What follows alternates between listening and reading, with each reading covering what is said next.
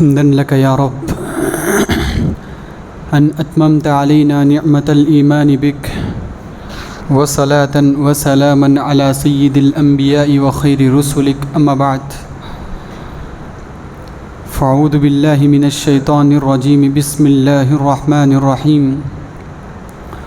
وعلى الثلاثة الذين خلفوا حتى إذا ضاقت عليهم الأرض بما رحبت وضاقت عليهم أنفسهم وظنوا أن لا ملجأ من الله إلا إليه ثم تاب عليهم ليتوبوا۔ محترم حضرات، 11ویں پارے سے درس کی مناسبت سے جس موضوع کا انتخاب کیا گیا وہ ہے دنیا میں آزمائش جس قدر بڑی ہوتی ہے اللہ تبارک و تعالیٰ کے پاس اجر و ثواب بھی اسی قدر بڑا ہوتا ہے۔ انسان کو دنیا میں جس قدر آزمایا جاتا ہے اللہ تبارک و تعالیٰ اسی قدر عظیم اجر و ثواب سے نوازتا ہے۔ جس کی آزمائش جس قدر چھوٹی ہوگی، جس کی آزمائش جس قدر کم ہوگی، جو شخص یہ سمجھے کہ مجھے دنیا میں کچھ آزمایا نہ گیا، میری زندگی آزمائشوں سے خالی رہی، اجر و ثواب کے اعتبار سے اسی قدر کمی بھی ہوگی۔ تو اللہ تبارک و تعالیٰ جس کو جس شدت سے آزمائیں اس کو اسی شدت سے ثواب سے بھی نوازتا ہے۔ دیکھیے، اللہ تبارک و تعالیٰ کی سنت ہے، اللہ تبارک و تعالیٰ کا قانون ہے، کوئی بھی انسان اس دنیا میں آنکھ کھولتا ہے تو اسے بغیر آزمائش کے رکھا نہیں جاتا، کسی نہ کسی اعتبار سے ضرور آزمایا جاتا ہے۔ فرق بس اتنا ہے، کسی کو کم آزمایا جاتا ہے تو کسی کو زیادہ آزمایا جاتا ہے۔ اللہ تبارک و تعالیٰ نے فرمایا احسب الناس ان یترکوا ان یقولوا آمنا وهم لا یفتنون۔ خصوصاً مومن اور مسلمان ہرگز یہ نہ سمجھے کہ اس کی زندگی بغیر آزمائشوں کے گزر جائے گی۔ اللہ نے کہا کیا مومن یہ سمجھتے ہیں کہ ایمان لانے کے بعد اللہ بغیر امتحان لیے، بغیر آزمائے کے یوں ہی چھوڑ دے گا؟ اللہ تبارک و تعالیٰ یہ آزمانا چاہتا ہے، ہر شخص کو ضرور آزمائے گا۔ یہ اللہ کا قانون ہے، یہ اللہ کی سنت ہے۔ کیوں؟ تاکہ اللہ تبارک و تعالیٰ اس کے ذریعے سے پرکھے، جائزہ لے کون اپنے ایمان میں سچا ہے، کون صادق الایمان ہے اور کون اپنے ایمان میں کمزور ہیں۔ کیسے معلوم ہوتا ہے؟ جب بھی کوئی آزمائش آتی ہے، اگر اس آزمائش پہ انسان صبر کر لے، اللہ تبارک و تعالیٰ سے اس کے بدلے میں ثواب کی امید رکھے تو وہ انسان اپنی آزمائش میں کامیاب ہے۔ اگر اس کے برمقابل کوئی انسان آزمائش پر صبر کرے بغیر اللہ تبارک و تعالیٰ سے شکوے شکایتیں کرنے لگ جائے، اللہ تبارک و تعالیٰ کی تقدیر پر اعتراض کرنے لگ جائے، تو یہ انسان اللہ تبارک و تعالیٰ کی جانب سے جو آزمائش آئی، جو امتحان ہوا، اس میں ناکام کہلائے گا۔ دیکھیے، اللہ تبارک و تعالیٰ کی یہ سنت کہ اللہ جسے جس قدر آزمائے اسی قدر عظیم ثواب سے نوازتا ہے۔ جو آیت میں نے آپ کے روبرو پڑھی، اللہ تبارک و تعالیٰ نے اس آیت سے پہلے اور اس آیت میں ایک واقعے کا پس منظر بیان کیا کہ غزوہ تبوک کا واقعہ، اس سے پہلے بھی آپ کے روبرو اس کی تفصیل بیان کر دی گئی کہ غزوہ تبوک میں بہت سے صحابہ اکرام پیچھے رہ گئے محض اسی وہم و گمان میں کہ ہمارے پاس تو سواریاں ہیں کہ ہم بہت جلد جا ملیں گے اللہ کے نبی صلی اللہ علیہ وسلم سے۔ سخت دھوپ تھی، بہت سے صحابہ کے پاس پیر میں چپل تک نہیں تھے، سواریاں نہیں تھیں، 1 مہینے کی مسافت سفر کر کے جانا تھا، اور یوں بھی نہیں کہ 1 مہینہ سفر کر کے جانے کے بعد وہاں آرام کرنا ہے، وہاں جنگ لڑنا ہے، وہاں جہاد کرنا ہے۔ بغیر چپل کے، بغیر سواریوں کے 1 مہینے کی مسافت پیدل چل کے جا کے، وہ بھی چلچلاتی دھوپ میں، سخت گرمی کے موسم میں، محض اللہ کو راضی کرنے کے لیے جنگ لڑنا تھا۔ پیارے نبی صلی اللہ علیہ وسلم نے بغیر کسی مہلت کے، بغیر کسی انتظار کے فوراً اعلان کیا کہ جس کے پاس استطاعت ہو فوراً ہمارے ساتھ نکل پڑیں۔ صحابہ نے اجازت چاہیے، اللہ کے نبی تھوڑی اجازت دیجیے، ہماری سواری وہاں لے کے آنے۔ اللہ کے نبی اتنا بھی وقت نہیں ہے۔ اتنا بھی وقت نہیں ہے، فوراً نکلنا ہے۔ اب کچھ صحابہ کے پاس سواریاں تھیں، وہ اسی گمان میں رہے کہ بہت سے پیدل جا رہے ہیں، ان کو جانے دیں، ہمارے پاس سواری، ہم جا کے مل لیں گے۔ تو انہی میں سے 3 صحابہ اکرام ایسے تھے جو پیارے نبی چلے گئے، جنگ ہوئی نہیں، واپس آ بھی گئے، 1 مہینے کی مسافت کا سفر گئے، واپس آ بھی گئے۔ یہ صحابہ ابھی اسی خیال میں تھے کہ کل چلے جائیں گے، پرسوں چلے جائیں گے، پرسوں چلیں، اسی گمان میں رہے کہ پیارے نبی لوٹ کر بھی آ گئے ہیں۔ اب پیارے نبی کو جواب دینا تھا، کیوں نہیں آئے؟ سب جتنے صحابہ پیچھے رہ گئے تھے، پیارے نبی نے سبھی سے سوال کیا، سب سے پوچھا کیا عذر ہے، کیا وجہ ہے نہیں آئے؟ صحابہ اکرام میں جو لوگ دکھاوے کا ایمان لائے ہوئے تھے، یا صحابہ کی شکل میں منافقین جو تھے، پیارے نبی کے ساتھ رہنے والے لیکن اپنے آپ میں اسلام کا جھوٹا دعویٰ کرنے والے، وہاں بھی پیارے نبی کے پاس جھوٹ بول کر بچ کر نکل گئے کہ فلاں ضرورت تھی، گھر کی پریشانیاں تھیں، یہ وجہ تھی، وہ وجہ تھی، جھوٹ بول کر نکل گئے۔ یہ 3 صحابہ اکرام، کعب بن مالک رضی اللہ عنہ، مرارہ بن ربیع رضی اللہ عنہ، ہلال بن امیہ رضی اللہ عنہ، 3 صحابہ اکرام نے سوچا دیکھو اگر جھوٹ بولیں تب بھی پیارے نبی کو حقیقت سے آگاہ کر دیا جائے گا، اگر آج جھوٹ بول کر بچ جائیں معاملہ ایسا نہیں کہ یہیں ختم ہو جائے گا، اللہ کی طرف سے حقیقت تو آشکار ہو جائے گی، پیارے نبی حقیقت جان لیں گے۔ جھوٹ بول کر وقتی طور پر بچ تو سکتے ہیں لیکن ہمیشہ کے لیے پیارے نبی کی نظروں میں گر جائیں گے۔ تینوں صحابہ نے سچ کہہ دیا، اے اللہ کے نبی ہماری سستی اور غفلت تھی جو پیچھے رہ گئے، ہم اسی گمان میں تھے کہ کل نکلیں گے، پرسوں نکلیں گے، اسی سستی نے ہمیں تاخیر کرا دیا، نکلنے سے روکے رکھا، اب جا کر بھی آ گئے۔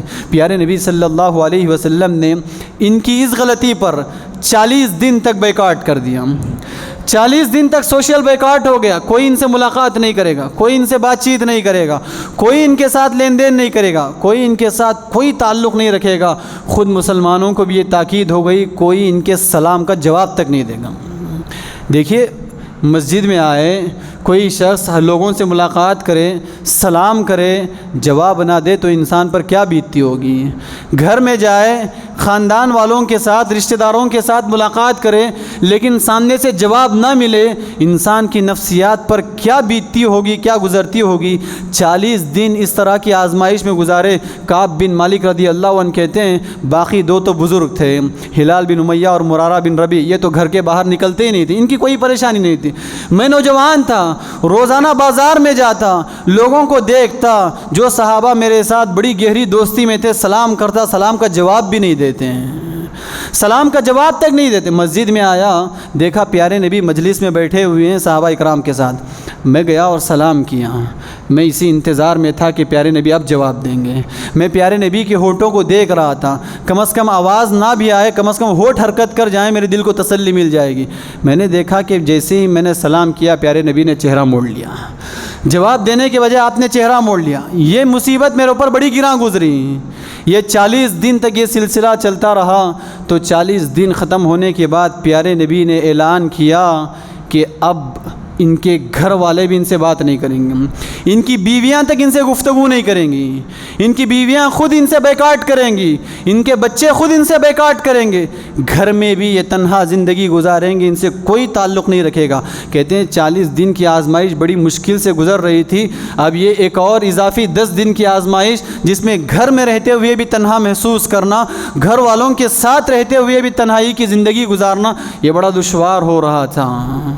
یہ معاملہ چلتا رہا، لیکن یہاں صحابہ نے صبر دکھایا، حوصلہ دکھایا، ہمت دکھائی۔ اللہ کی خاطر ہم نے سچ کہا ہے، ضرور اللہ تبارک و تعالیٰ اس کا بدلہ دے گا۔ اللہ کی خاطر ہم نے سچ کہا، گرچہ کہ وقتی طور پر یہ آزمائش ہے، 40-50 دن تک زندگی اتنی تنگ نظر آ رہی ہے۔ اسی کا منظر کھینچتے ہوئے اللہ تبارک و تعالیٰ نے کہا وَضَاقَتْ عَلَيْهِمُ الْأَرْضُ بِمَا رَحُبَتْ، زمین دیکھنے کو تو بڑی کشادہ تھی، اس کے باوجود انہیں تنگ نظر آ رہی تھی، جینے کے لیے انہیں بڑا مشکل نظر آ رہا تھا۔ زمین اپنی کشادگی کے باوجود ان پر تنگ نظر آنے لگی، لیکن یہ اللہ کی خاطر صبر کرنے والے لوگ تھے، یہ آزمائش میں ثابت قدم لوگ تھے۔ اللہ تبارک و تعالیٰ نے ایسے بدلے سے نوازا، ایسے ثواب سے نوازا کہ جتنے لوگ پیچھے رہ گئے جھوٹ بول کر اپنی آزمائش میں ثابت قدمی کا ثبوت دے نہ سکے، پیارے نبی کو جھوٹ بول کر وقتی طور پر منا لیا، لیکن یہ اللہ کی خاطر اپنی آزمائش میں ثابت قدم رہنے کی وجہ سے اللہ تبارک و تعالیٰ نے رہتی دنیا تک قرآن مجید میں ان کا ذکر باقی رکھ دیا۔ اور یہاں تک اللہ نے آگے کہا، یا ایھا الذین آمنوا اتقوا اللہ وکونوا مع الصادقین۔ ان کی سچائی اللہ کے پاس اس قدر مقبول ہوئی، ان کا سچ کہنا اللہ کو اتنا پسند آیا، اللہ تبارک و تعالیٰ نے سارے اہل ایمان کو ان کی صفات کے حامل لوگوں کے ساتھ دوستی کرنے کا حکم دیا۔ کہا اے ایمان والوں، تقوی اختیار کرو، اللہ کا ڈر اپنے دلوں میں پیدا کرو، اور جو لوگ سچے نظر آئے ان سے دوستی کرو۔ 50 دن تک بیکاٹ، 50 دن تک کوئی نہیں ملے گا، کوئی بات نہیں کرے گا، لیکن آج کے بعد حکم ایسا آیا کہ دوستی ہوگی تو ایسے لوگوں سے ہوگی، ملیں گے تو ایسے لوگوں سے ملیں گے، تعلق رکھیں گے تو ایسے لوگوں سے رکھیں گے۔ اللہ تبارک و تعالیٰ نے رہتی دنیا تک ان کا ذکر خیر باقی رکھ دیا۔ دیکھیے آزمائش جس قدر شدت کے ساتھ ہوگی، اللہ کی طرف سے امتحان جس قدر کٹھن ہوگا، اللہ تبارک و تعالیٰ اسی قدر عظیم اجر و ثواب سے نوازے گا۔ دیکھیے یوسف علیہ السلام کو بچپنے میں، کم عمری میں گھر سے جدا کر دیا گیا، باپ کی محبت سے جدا کر دیا گیا، ماں کی محبت سے جدا کر دیا گیا، وطن کی محبت سے جدا کر دیا گیا۔ ستانے والے خود بھائی تھے۔ ضروری نہیں کہ آزمائش باہر ہی سے آئے، ضروری نہیں کہ تکلیف باہر ہی سے ہو، گھر والے بھی کبھی آزمائش بن جاتے ہیں۔ شوہر بیوی کے لیے آزمائش بن جاتا ہے، بیوی شوہر کے لیے آزمائش بن جاتی ہے، والدین اولاد کے لیے آزمائش بن جاتے ہیں، اولاد والدین کے لیے آزمائش بن جاتے ہیں، بھائی بہن رشتہ دار ایک دوسرے کے لیے آزمائش بن جاتے ہیں۔ یہاں بھائی تھے جو باپ اور ماں کی محبت سے یوسف علیہ السلام کو کم عمری میں دور کیے، صرف اسی وجہ سے کہ کہیں یوسف کو محبت زیادہ نہ مل جائے، کہیں یوسف کو عزت اور مقام زیادہ نہ مل جائے۔ قید کی زندگی گزار کر، غلامی کی زندگی گزار کر، صبر کرنے کی وجہ سے، اللہ کی آزمائش میں ثابت قدمی کا ثبوت دینے کی وجہ سے اللہ نے ایسے عظیم اجر و ثواب سے نوازا۔ جس شہر میں غلام بن کر داخل ہوئے، جس شہر میں قید کی زندگی گزاری تھی، اللہ تبارک و تعالیٰ نے اسی شہر کی بادشاہت عطا کی، اسی شہر کا اللہ نے بادشاہ بنایا۔ کیا سبب ہے؟ اللہ کی طرف سے جو آزمائش آتی ہے، یاد رکھیے پوری دنیا گرچہ کے ساتھ چھوڑ جائے، اللہ کی ذات کبھی ساتھ نہیں چھوڑنے والی ہے۔ پوری دنیا اگر دھوکہ دے دے، پوری دنیا تکلیف دینے پہ تل جائے، اللہ کی ذات اتنی غفور و رحیم ہے، اللہ اتنا مہربان ہے، کبھی اللہ اپنے بندوں کو تنہا نہیں چھوڑے گا۔ میں نے کلمہ پڑھا ہے، آپ نے کلمہ پڑھا ہے، جس کی خاطر ہم نے کلمہ پڑھا ہے وہ ذات ہمیشہ ہمارے ساتھ ہے، وہ کبھی ہمیں تنہا نہیں چھوڑے گی، وہ کبھی ہمیں تنہا نہیں چھوڑے گی۔ دیکھیے آزمائش کس قدر بڑی ہو تو اللہ کس قدر عظیم اجر و ثواب سے نوازتا ہے۔ ام سلمہ رضی اللہ عنہ، شوہر کا انتقال ہوا، ابو سلمہ کی وفات ہوئی، پیارے نبی صلی اللہ علیہ وسلم آئے، دیکھا ابو سلمہ کی وفات ہوئی، پیارے نبی نے مغفرت کی دعا کی، ام سلمہ کو تاکید کر گئے، دیکھو اللہ کی طرف سے آزمائش ہے، صبر کرو، شوہر کی وفات ہوئی، صبر کرو، اللہ سے دعا کرو اور اللہ کی ذات سے امید رکھو، اللہ اس سے بہترین بدلہ دے گا۔ پیارے نبی کہہ کر تو چلے گئے۔ ام سلمہ رضی اللہ عنہ کہتی ہیں پیارے نبی جب سے کہہ کر گئے، میرے دل میں ہمیشہ یہی خیال چلتا رہا، ابو سلمہ اتنے اچھے شوہر، اتنی بیوی کی عزت کرنے والے، بیوی کی قدر کرنے والے، پیارے نبی نے کہا صبر کرنے سے اللہ اس سے بہترین بدلہ دے گا۔ ابو سلمہ سے بہترین شوہر کون ہو سکتا ہے؟ ابو سلمہ سے اچھا شوہر کون ہو سکتا ہے؟ بعد میں چند دنوں کے بعد پیارے نبی کی طرف سے پیغام آیا نکاح کا کہ پیارے نبی نکاح کرنا چاہ رہے ہیں۔ ام سلمہ رضی اللہ عنہ کہتی ہیں تب چل کے مجھے سمجھ میں آیا اللہ کی آزمائش پر صبر کرنے کا ثواب اللہ کتنا عظیم نوازتا ہے، کتنا عظیم دیتا ہے۔ ابو سلمہ کی تو وفات ہو گئی، میں نے اس آزمائش پر صبر کیا، اللہ کی ذات سے بدلے کی میں امید رکھتی رہی، اللہ تبارک و تعالیٰ نے اتنے عظیم اجر و ثواب سے نوازا کہ اللہ کے تبارک و تعالیٰ نے حرم نبوی نصیب کی، پیارے نبی کی بیوی ہونے کا شرف نصیب کیا، پورے اہل ایمان کی ماں ہونے کا اللہ تبارک و تعالیٰ نے اعزاز نصیب کیا۔ شرط کیا ہے؟ اللہ کی طرف سے آزمائشیں آتی ہیں، صبر کریں، شکوے شکایتیں نہ کریں کہ اللہ تبارک و تعالیٰ کو میں ہی ملا تھا آزمانے کے لیے، اللہ کو میں ہی ملا تھا امتحان لینے کے لیے، اللہ مجھے ہی ہمیشہ آزماتا ہے۔ نعوذ باللہ، جس قدر شکوے شکایتیں زبان سے نکلیں گی اللہ تبارک و تعالیٰ کا ساتھ اسی قدر چھوڑتے جائیں گے، کھوتے جائیں گے۔ پیارے نبی صلی اللہ علیہ وسلم نے فرمایا ان عظم الجزاء مع عظم البلاء، دیکھو بڑا اجر و ثواب اسی وقت ملے گا جب آزمائش بھی بڑی ہو، بڑا اجر و ثواب اسی وقت ملے گا جب آزمائش بھی بڑی ہو۔ پیارے نبی صلی اللہ علیہ وسلم نے کہا اذا احب اللہ قوما ابتلاہم، جب اللہ کسی قوم سے محبت کرنے لگتا ہے تو انہیں آزماتا ہے، انہیں آزماتا ہے۔ فمن رضی فلہ الرضا، جو راضی رہے آزمائش میں، صبر کرے، اللہ کی ذات سے بدلے کی امید رکھے تو اللہ تبارک و تعالیٰ ضرور اس کو اپنی خوشنودی نصیب کرے گا، رضامندی نصیب کرے گا۔ ومن سخط فلہ السخط، کہا جو اللہ کی آزمائش میں ناراضگی کا اظہار کر دے، شکوے شکایتیں کر دے، ایسا شخص اللہ کی مدد سے محروم ہو جائے گا۔ دیکھیے اللہ تبارک و تعالیٰ آزمائشوں پہ صبر کرنے سے کتنا عظیم اجر و ثواب عطا کرتا ہے، نصیب کرتا ہے۔ سلیم بیٹے کی وفات ہوئی، ابو طلحہ باہر گئے ہوئے تھے، واپس لوٹ کر آئے، جب باہر گئے ہوئے تھے بیٹا بیمار تھا، بیٹے کو بخار تھا، سفر میں جانا ضروری تھا۔ ابو طلحہ جب سفر مکمل کر کے واپس لوٹ کر آئے، اتنے میں بیٹے کی وفات ہو چکی تھی، بیٹا انتقال کر گیا تھا۔ دیکھیے عورت جہاں جذبات کو قابو کرنے میں ہمیشہ کمزور واقع ہوئی، جہاں عورت اپنے فیلنگز کو، اپنے ایموشنز کو ہرگز کنٹرول نہیں کر سکتی، لیکن یہاں پر اس عورت نے، اس صحابیہ نے محض اللہ کی خاطر صبر کرتے ہوئے اپنے جذبات کو قابو کیا، کنٹرول کیا۔ شوہر واپس ہوئے سفر سے، شوہر نے واپسی کے فوری بعد بیٹے کے حال و احوال پوچھے کہ بیٹے کی کیسی طبیعت ہے، بیٹے کی کیا طبیعت ہے۔ صبر اور جذبات پہ قابو رکھتے ہوئے، اللہ کی آزمائش کو سمجھتے ہوئے جواب دیا کہ دیکھو پہلے سے بہترین حالت میں سو رہا ہے، پہلے سے بہترین حالت میں سو رہا ہے۔ ایک ہی بیٹا تھا ابو طلحہ سے جو بچپنے میں وفات پا گیا، لیکن صبر برداشت اس حد تک، جواب دیا کہ پہلے سے بہترین حالت میں سو رہا ہے۔ ابو طلحہ خوش ہو گئے، شاید طبیعت ٹھیک ہو گئی ہے، اب پریشانی کی کوئی بات نہیں۔ ابو طلحہ کھانا کھائے، رات گزارے۔ جیسے ہی رات گزار کر ابو طلحہ اپنی تھکان پوری طرح ختم کر چکے تھے، دیکھا سلیم نے اب شوہر پر تھکان کے ذرا بھی آثار باقی نہ رہے، پورے تھکان کے آثار ختم ہو چکے ہیں، اب یہ مطمئن اور سکون ہو چکے ہیں۔ تب ایک سوال کیا، دیکھیے ایک سوال کرتی ہوں، جواب دیجیے۔ بولا کیا سوال ہے؟ بولا دیکھو اللہ تبارک و تعالیٰ اگر کوئی شخص کسی کے پاس امانت رکھے، سوال ہوا اگر کوئی شخص کسی دوسرے کے پاس امانت رکھے، اب وہ آ کے مانگ رہا ہے کہ میں نے جو امانت رکھی تھی مجھے واپس لوٹاؤں، میں نے جو امانت رکھی تھی مجھے واپس لوٹاؤں، تو کیا کرنا ہے؟ ابو طلحہ نے کہا دیکھو اس پر لازم ہے، امانت اس کی تھی، رکھنے کے لیے تھی، اب لازماً لوٹانا ہے۔ تو سلیم نے کہا دیکھو اللہ کی امانت تھی، اللہ نے واپس لے لی ہے، امانت اللہ کی طرف سے تھی، اللہ نے واپس لے لی ہے۔ ابو طلحہ کو بات سمجھ میں نہ آئی، سلیم نے کہا چلو میرے ساتھ چلو۔ کمرے میں لے گئیں، بیٹے کو کفن میں لپیٹا ہوا تھا، کفن ہٹا کر کہا دیکھو یہ اللہ کی امانت تھی، اللہ نے واپس لے لی ہے۔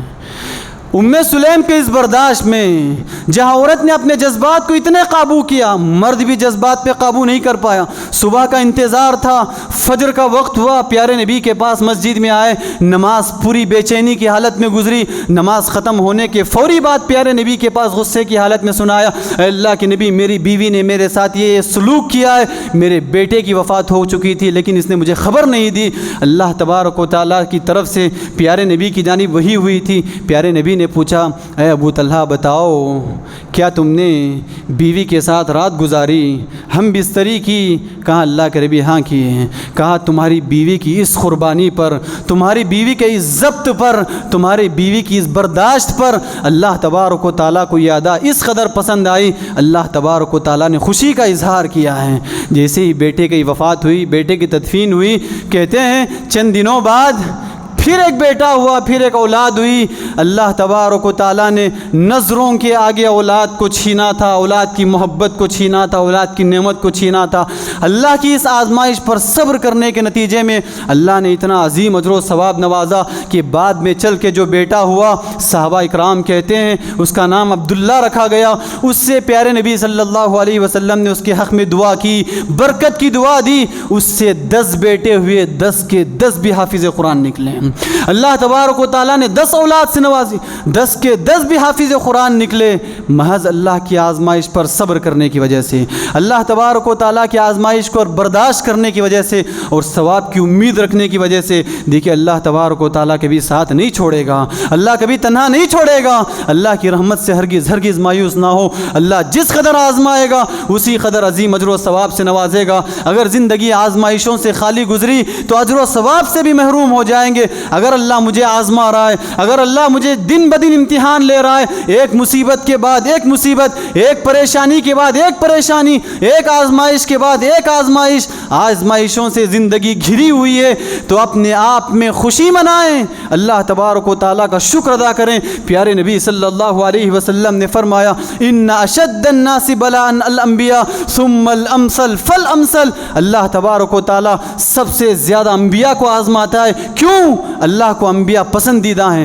اللہ کو انبیاء محبوب ہیں۔ پھر پیارے نبی نے کہا ثم الامثل فالامثل، جو اللہ کو جس قدر محبوب ہے اللہ اسے اسی قدر آزماتا ہے۔ اللہ مجھے آزما رہا ہے، میں سمجھوں میں اللہ کے پاس محبوب ہوں۔ اللہ ہمیں آزما رہا ہے، ہم سمجھیں میں اللہ کے پاس پسندیدہ ہوں، تبھی تو اللہ مجھے آزما رہا ہے۔ آزمائش پہ صبر کریں، اللہ دنیا میں بھی اجر و ثواب سے نوازے گا۔ اللہ تبارک و تعالیٰ آخرت میں اس آزمائش کے بدلے جنت نصیب کرے گا، جہاں بغیر محنت کے، جہاں بغیر تکلیف کے اللہ تبارک و تعالیٰ محض دنیا میں آزمانے کی وجہ سے جنت نصیب کر رہا ہو۔ اس سے بڑا انعام کیا ہو سکتا ہے، اس سے بڑا ثواب کیا ہو سکتا ہے۔ ہمیشہ ایک بات یاد رکھیں، دنیا گرچہ کے ساتھ چھوڑ دیں، اللہ کی ذات کبھی ساتھ چھوڑنے والی نہیں۔ لوگوں سے امید چھوڑ دیں، لوگوں سے امید ترک کر دیں، لوگوں سے امید رکھ کے کچھ حاصل ہونے والا نہیں۔ امید ہو تو صرف اللہ کی ذات سے ہو، امید اپنی مضبوط کریں تو صرف اللہ کی ذات سے مضبوط کریں۔ اللہ تعالیٰ دنیا میں بھی تنہا نہیں چھوڑے گا، آخرت میں بھی اللہ تبارک و تعالیٰ بغیر اجر و ثواب کے نہیں چھوڑے گا۔